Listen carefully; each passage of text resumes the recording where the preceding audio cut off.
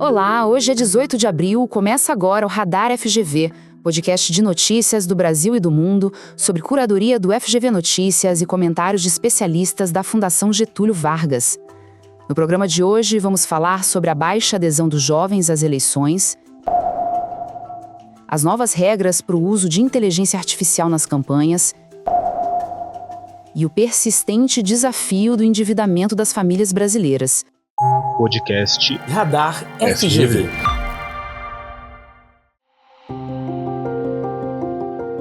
Vamos então aos destaques. Começamos com um dado que acende um alerta para o cenário político nacional. A baixa procura dos jovens de 16 e 17 anos para tirar a título de eleitor. Apenas cerca de 30% dos jovens nessa faixa etária que já podem votar se registraram na Justiça Eleitoral. Isso quer dizer que a grande maioria, mais de 2/3, está por enquanto optando por não participar das próximas eleições. E a pergunta que surge é: o que explica essa abstenção antes mesmo da votação? Seria desinteresse, falta de informação ou algo mais profundo? Para o professor Marco Antônio Carvalho Teixeira, da FGV-AESP, não se trata de apatia. Qual é a política pública que se discute hoje no país para o primeiro emprego? Profissionalização, formação, o que decidir no vestibular estão na pauta deles. E a política não está discutindo isso. Falta política no país e sobra políticos. E das urnas para a tecnologia. Outro assunto que vai marcar as eleições deste ano é, sem dúvida, o uso da inteligência artificial. A Justiça Eleitoral já se movimentou e criou novas regras para lidar com essa realidade. Uma das maiores preocupações gira em torno dos chamados deepfakes. São aqueles conteúdos de áudio e vídeo criados por inteligência artificial que manipulam a imagem e a voz de uma pessoa para criar uma cena que nunca existiu. É uma ferramenta com um potencial imenso para a desinformação. As novas regras tentam criar um equilíbrio. O uso da IA para tarefas como criar textos, reduzir custos de produção ou ampliar o alcance de mensagens está permitido.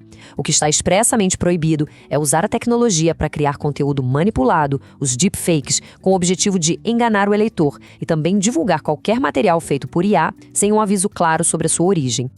Mas, como aponta o professor Fernando Neisser, da FGV Direito SP, a regra é só o primeiro passo.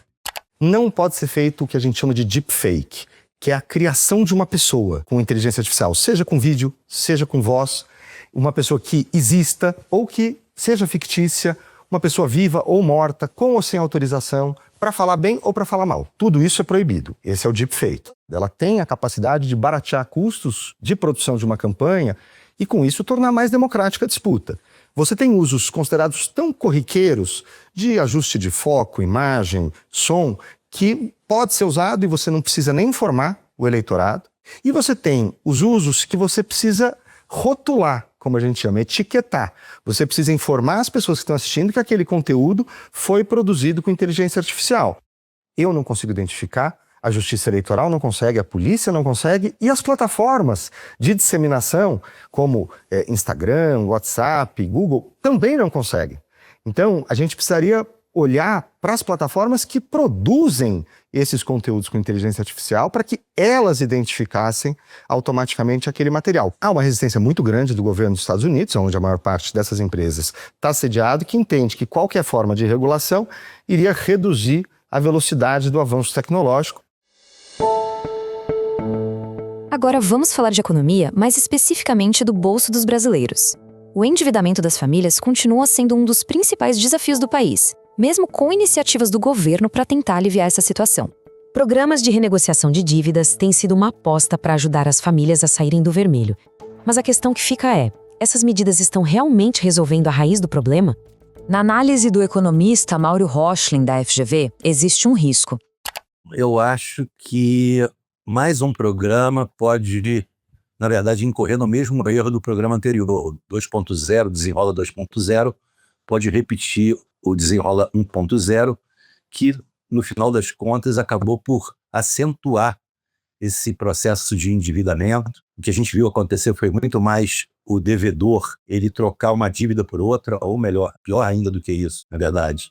Ele usou o programa para aumentar o volume de dívida e, portanto, eu não acho que exatamente é esse o caminho. Eu acho que o caminho seria a gente pensar em alguma coisa que favorecesse a educação financeira, que mostrasse ao devedor que os juros são absolutamente insustentáveis e, por aí, apelar para o consumidor ele ter um pouquinho mais de responsabilidade e conseguir estancar esse processo.